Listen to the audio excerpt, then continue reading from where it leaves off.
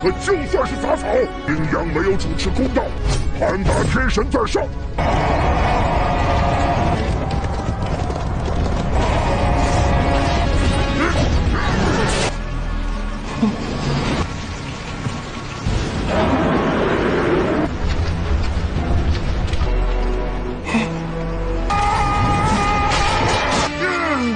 我会保护。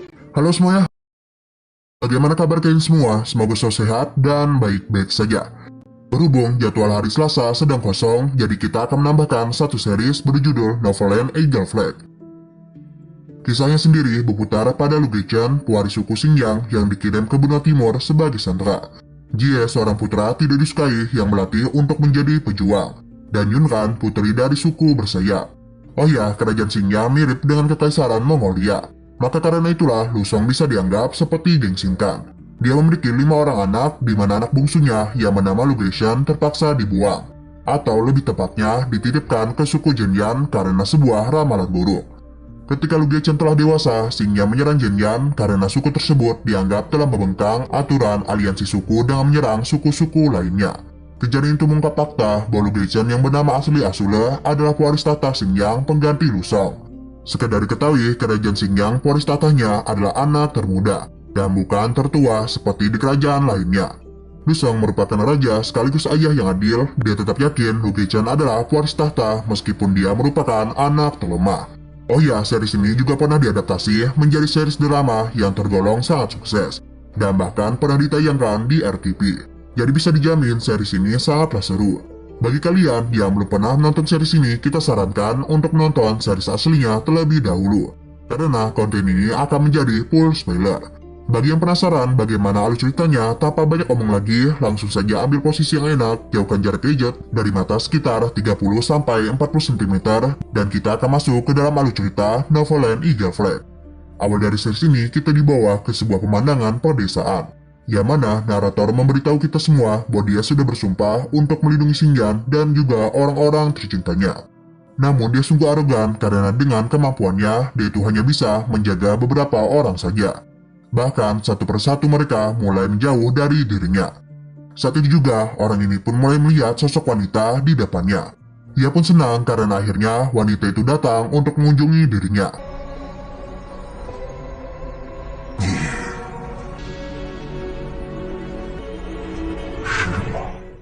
Sima dari pria itu pun juga pergi bersama gadis itu. Dan pada saat juga kita pun dibawa ke awal mula dari series ini. Pada awalnya kita juga melihat sebuah pemandangan pedesaan.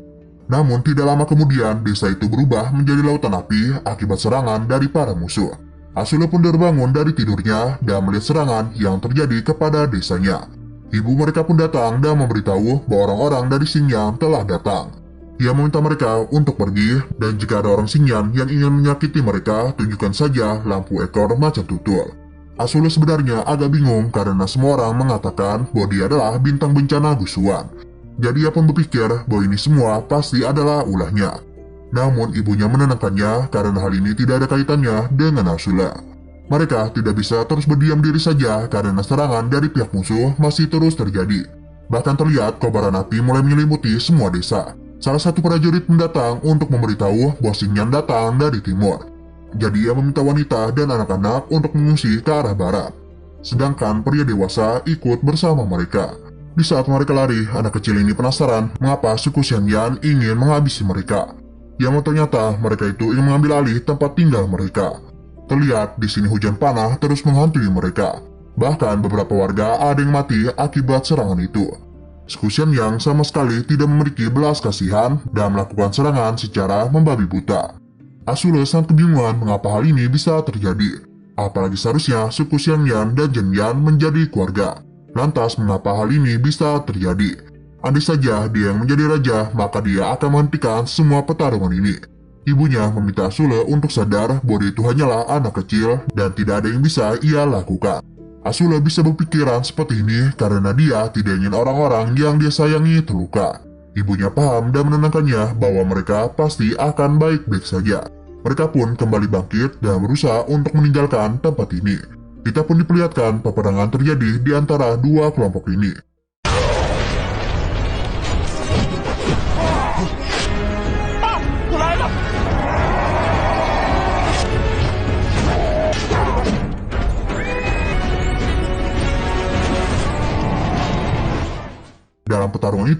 terlihat Raja Jen Huang bersama putrinya langsung turun tangan untuk menghadapi para musuh. Namun tidak lama kemudian trompet pun diperdengarkan, yang mana itu adalah kedatangan dari Lu Xiao dan Lu Baoyin. Menyadari kedatangan mereka, Jen Huang meminta Gale untuk kembali ke desa karena dia itu harus melindungi Asule dan Suma. Tidak hanya itu saja, dia juga memberikan sebuah pesan pada Gale. Hal itu pun membuat ia paham dan segera meninggalkan rajanya. Sebagai seorang raja, dia meminta semua prajurit maupun para penduduk untuk tidak pantang menyerah. Karena bagaimanapun mereka harus melindungi tanah kelahiran mereka. Perkataannya sontak saja membuat semua orang menjadi semangat.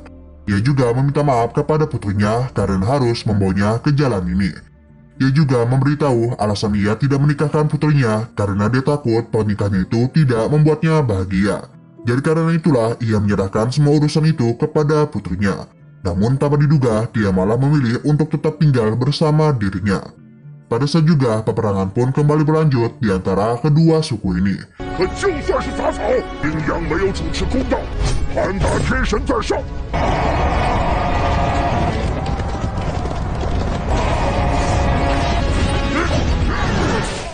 Di sisi lain terlihat, Gale dan para pasukannya telah diikuti. Akibat hal itu, beberapa prajurit pun berhasil dihabisi hingga menyisakan dirinya saja. Di saat Guler sudah mau mencapai desa, pada saat juga serangan pun berhasil mengenainya.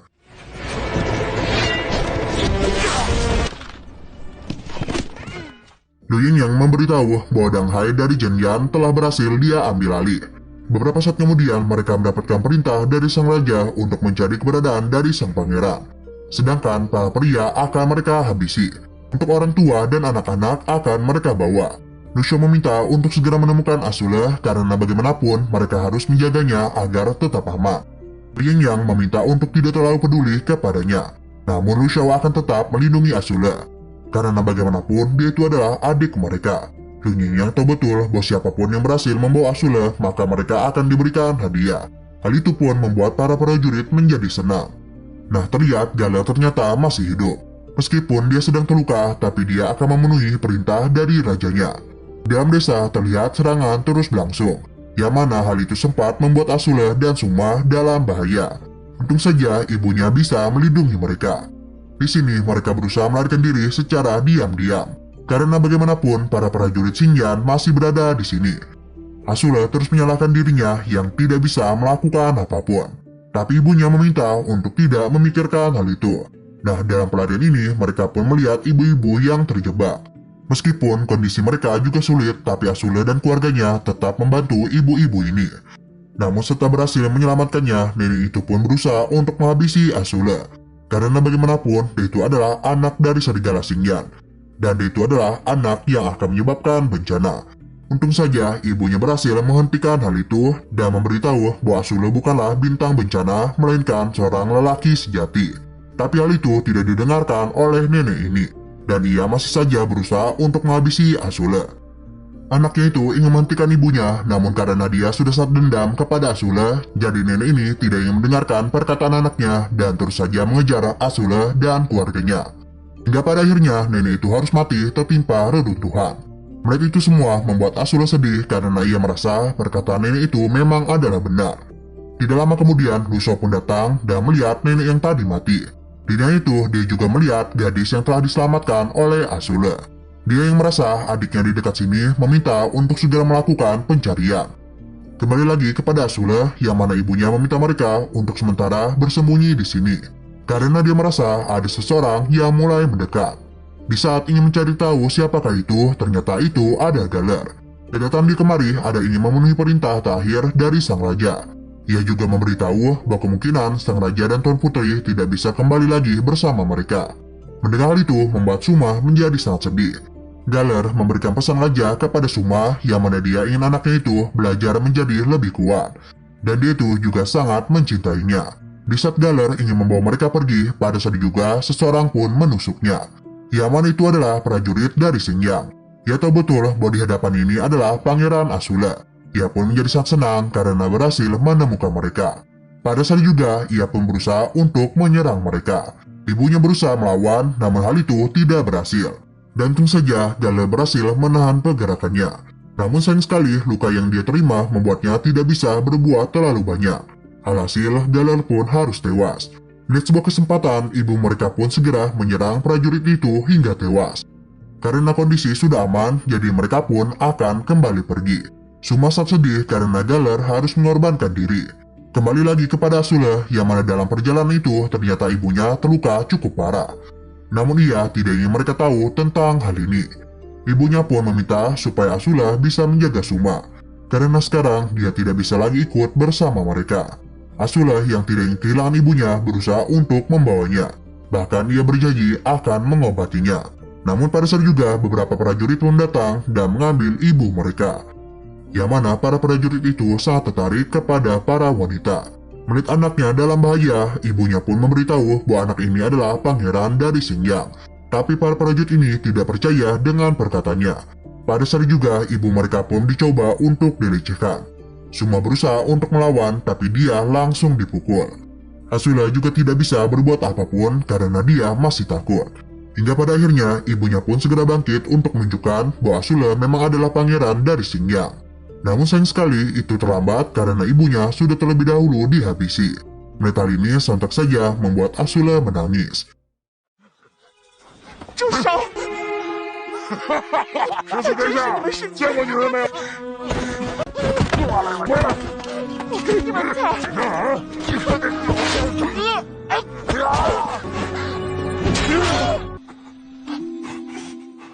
Para prajurit pun akhirnya sadar bahwa Asula memang adalah putra raja. Tidak begitu lama, Lu Xiao dan Lu Yingyang pun tiba. Mereka yang melihat Asula segera membawanya pergi.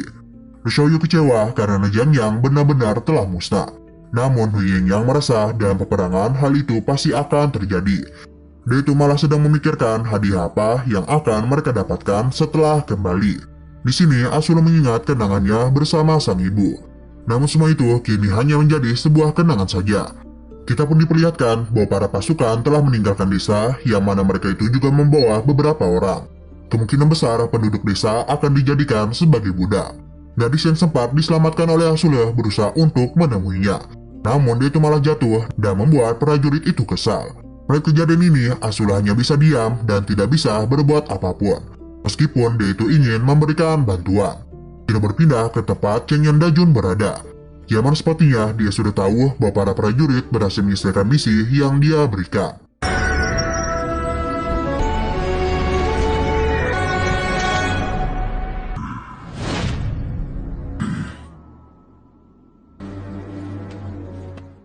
Tidak begitu lama, para prajurit pun sampai. Mereka pun segera memberikan hormat kepada Raja Lushang. 拜见大军，都起来吧！ Di sini, Lu Xiaoyu pun segera membawa Asula turun, yang mana mereka telah berhasil membawa adiknya pulang. Raja Lushang memintanya untuk memeluk dirinya. Namun, Asula hanya berdiam diri saja. Lu Xiaoyu pun merasa Asula ini masih trauma karena bagaimanapun dia baru saja melihat peperangan. Untung saja Raja Lushang paham. Dia tidak menduga hanya dalam kurun waktu beberapa tahun saja anaknya itu telah tumbuh lebih tinggi.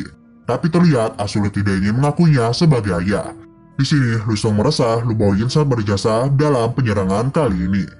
Jadi sebagai hadiah, dia itu tidak hanya akan memberikan budak saja, melainkan dia itu akan memberikannya tatakan agung. Dan hal itu akan diwariskan dari ke generasi selanjutnya. Yang mana mereka itu akan bertugas untuk menekan pemberontakan di kerajaan. Raja Lushang juga berterima kasih kepadanya karena telah mengajari kedua putranya. Lu Baoyin memberitahu bahwa hasil kerja keras ini tidak lepas dari perjuangan para prajurit. Maka karena itulah budak dan harta benda mereka akan dibagi kepada mereka juga. Hal itu sontak saja membuat para prajurit menjadi sangat senang. Satu warga pun diminta maju, yang mana itu langsung saja diberikan tanda budak. Berhubung Lu Xiaoyu lah yang berhasil menemukan Asula, maka dia itu akan mendapatkan Longxian yang adalah gadis cantik. Namun Lu Xiaoyu menolak dan merasa Lu Yingyang lah yang lebih pantas. Namun adiknya tidak begitu peduli karena itu hanyalah budak saja. Mendengar hal itu membuat Asula sadar bahwa kedua budak itu pasti adalah kakaknya dan Suma. Longxin berusaha untuk memberikan perlawanan, namun tidak ada yang bisa dia lakukan. Lu Xiaoyu mendengar bahwa Longxin ini tidak tertarik dengan para pria. Longxin sempat melawan, yang mana hal itu membuat Lu Xiaoyu menjadi sangat tertantang. Bahkan dia sempat mengeluarkan belatinya. Tapi hal itu hanya melepaskan Longxin dan Suma saja. Ia pun meminta Longxin untuk ikut bersama dirinya. yang mana dia berjanji akan memperlakukannya dengan baik. Longshin sangat penasaran status apa yang Lu Xiaoyu berikan kepadanya. Lu Yingyang meminta Longshin untuk tidak banyak bicara karena dia sudah tidak menjadi Tuan Putri lagi. Longshin ingin meminta sesuatu kepadanya yang mana sepertinya Lu Xiaoyu paham apa yang dia inginkan. Para prajurit merasa ini adalah kisah yang sangat indah karena pejuang nomor 1 mendapatkan budak tercantik. Karena kakaknya dipanggil budak oleh semua orang membuat Azula sangat kesal. Dia meminta mereka untuk tidak mengatakan hal itu. Bahkan dia berteriak dengan sangat keras. Melihat sebuah celah, Longshin langsung saja menyerang Lu Xiaoyu. Sayang sekali hal itu tidak berhasil menghabisinya, dan hanya mampu melukai Lu Xiaoyu. Melihat Longshin bebas, Lu Yingyang meminta semua orang untuk segera menangkapnya. Semua berusaha melawan, namun dia hanyalah anak kecil saja dan tidak bisa berbuat apapun. Sebagai putra dan putri dari suku Jiangyang, Longshin sama sekali tidak akan menjadi budak siapapun. Jadi pada akhirnya, ia pun memilih untuk menghabisi diri sendiri daripada menjadi budak. Melihat semua itu membuat Azula sangat sedih, bahkan di sini Suma tidak bisa menahan air matanya.